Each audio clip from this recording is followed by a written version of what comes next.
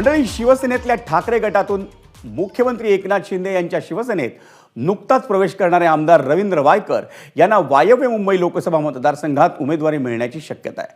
मुख्यमंत्री एकनाथ शिंदे यांच्या उपस्थितीत वायव्य मुंबई लोकसभा मतदारसंघाची आढावा बैठक आज संपन्न झाली।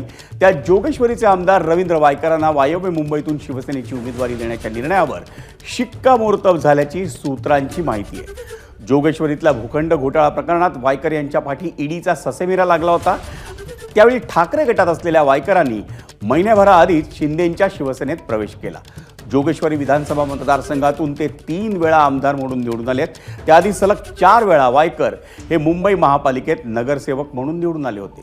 मुंबई महापालिकेच्या स्थायी समितीच्या अध्यक्षपदाची जबाबदारी त्यांनी सलग 4 वर्ष सांभाळली आहे। वायव्य मुंबई लोकसभा मतदारसंघात वायकरांचा सामना हा ठाकरे गटाच्या अमोल कीर्तीकरांशी होणार आहे।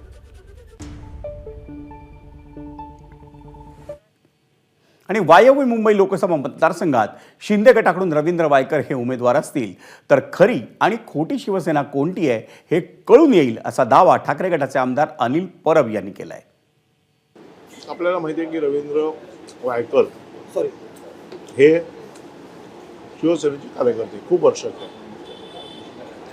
शिवसेनेकडे देखील त्याला भरपूर दिला। पण वायकर निवडणूक लढतील अशी चर्चा आहे। अमोल कीर्तीकर यांच्यावरही दबाव टाकला जातो। वायकरांनी निवडणूक लढवावीच। मग ओरिजिनल शिवसेना कोणाची आहे हे एका मिनिटात कळून जाईल। एबीपी माझा, उघडा डोळे बघा नीट।